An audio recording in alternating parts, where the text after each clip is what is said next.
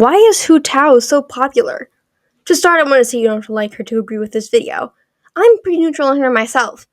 But Hutao is weirdly popular. But in many theory character surveys, Hutao is usually at least top 5. For other characters like Farina, Nuvoletta, or Arlecchino, their popularity at least makes some sense. But it's almost a meme in the community at this point to have a character so disconnected from the main plot could be one of the faces of Genshin. Well, there's probably a lot of reasons she's popular, whether it be her very memeable personality, crazy numbers, or her little ghost. Today I want to ask what makes Hutao so popular. This video won't be as writing focused as usual because this is just a question I've been personally interested in looking into, but I'll obviously still talk about her writing. And so let's look into it. Before we get into it, as always, your quick reminder to like and sub. I make a ton of videos like this one every Saturday examining Genshin's story. If you want to converse with other lore enjoyers and myself, join the Discord. I make these videos to help improve my analysis skills and general writing, as well as hopefully share helpful writing tips with you guys. So let me know your thoughts in the comments later. Anyway, let's talk about Hutao. So the first reason that comes to mind is her damage. Hutao was one of the best early damage dealers and still holds up surprisingly well today. She quickly power-crept Diluc, got new teammates in Yelan, Jinyu, Farina, etc. While nowadays you'd technically be better off with a Nuvoletta or Arlecchino, she's still a solid choice.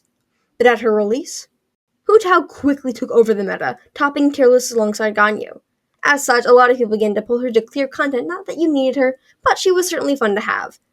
Because she was so strong, she likely carried a lot of people through hard content. A common trend among Genshin is that the meta characters are often the most well-liked. Even if you dislike a character like Kazuha or Jilin, you might be inclined to get them to support some other character you do like. Like some shower scar may not be super big fans of Farazan, but every single one wants her C6. This is where basic psychology comes into play. When we invest our primos, aka our time, effort, in some cases our money, we get attached to things, usually to justify getting them.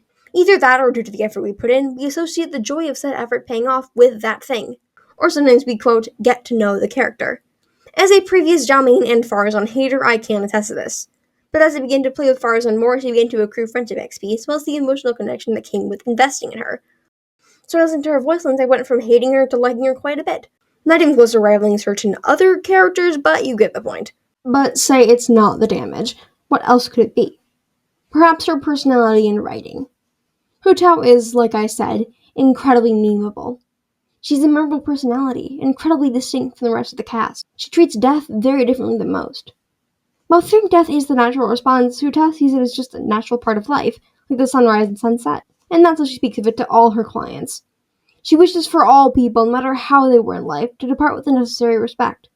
For such grand and eloquent ideals, you'd think the girl behind them would be as such, but nope. Hutao is mischievous and playful. Her name strikes fear into the hearts of people, not because she's evil, but because she's a gifted prankster. Her approach to death is so unique and it naturally catches eyes, because in essence, she's right. Death is natural, but it's just so unknown. Hutao embraces that unknown and gives it a friendly face, which is an approach seldom seen. Besides, like I said, she's portrayed as a character just fun to be around. Distinctness like this is a recipe for being memorable. Even though she's not in the Archon quest, which I absolutely think she should be, she stands out. But thinking about her distinctness made me want to look into other aspects of personality and what makes her so popular. Remember, you don't have to like Hutao here, but remember how many people do. She tops favorite character lists easily. What I'm looking at is why those people especially love her to the degree they do. But we do need to talk about likability. The main part worth talking about in that regard is how relatable she is. And while you might not be as eccentric as her, she has one core trait that makes her relatable to literally everyone. Her highlight on death. Relatability is one of the best tools for likability. For example, I've had my share of Nilou vendors say they like normal characters, but normal people have struggles. Nilou does not. Hutao doesn't have any major struggles herself in the current story, but even she's had trouble dealing with death. In her character stories, we learn about how poorly she took her grandfather's death. Sure, she led his ceremony solemnly, but then she made her way to the border between life and death to look for him. She felt lost without him, needing that figure. And he's only 13 when this happens, so it makes sense. She searches the border for days, only to get mocked by the spirit still there. They ask her why a Hu such as her grandfather would still be there, given he had no regrets and therefore no reason to linger. While Hutao initially has a hard time swallowing this, she ends up overcoming that struggle, which grants her her vision. Everyone has had to deal with the loss of a loved one. Grief is one of, if not the most potent collective emotion. Having even this little struggle helps to humanize her, which makes her relatable and then enhances her likability. But relatability alone is obviously not enough. So what else? For one, her dialogue. For the purpose of my sanity, we shall ignore the rap, RIP English dub players. But anyway, Hutao's dialogue is one of the most solid in the cast. Because of her already distinct personalities, her dialogue easily enhances that, building off of it. Her speech has a rhythm to it, and it plays well off of other characters. Like, she has a whole character story dedicated to how she likes to make poetry with Xingqiu, not to mention the whole event. And about Xingqiu, she has friends. Giving her friends like Chongyun, Xingqiu, Zhongling, and a very interesting dynamic with Zhongli helps make her feel like a real person. Oh shit, I mean this added points other than relatability, didn't I?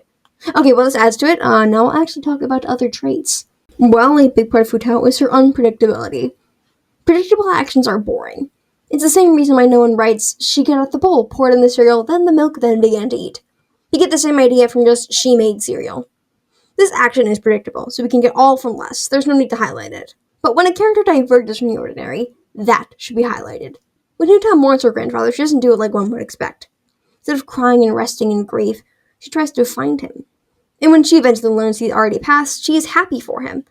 Even with something as simple as poetry, Hutao has a unique style, highlighted as memorable by those around her. In the making of this video, I looked around on r/Hutao mains for a while for research purposes, and a lot of people there just liked her because she was cute, which I definitely see. But she's got some incredibly underrated writing alongside that, which I can't help but commend Genshin for blending well. My biggest complaint with Hutao is the lack of time we get to see her. The amazing writing I mentioned is all in her character lines and stories, which if you don't have Hutao, you'll probably never see. And she's not in the Leeway story at all, which is majorly missing out if you ask me, since we're literally organizing a funeral. She's in a lot of events now, which helps, but seriously. Also, do not mention her story quest to me, I wish to forget it happened. If you want to see what I see in Hutao's writing with a bit less effort, I recommend checking out specifically her Vision character story. It highlights her beliefs and conflicts, as well as giving a story of overcoming them. Her whole story is worth reading, honestly, but if you want the condensed version, definitely check that at least out. And so, yeah, that's pretty much it for me.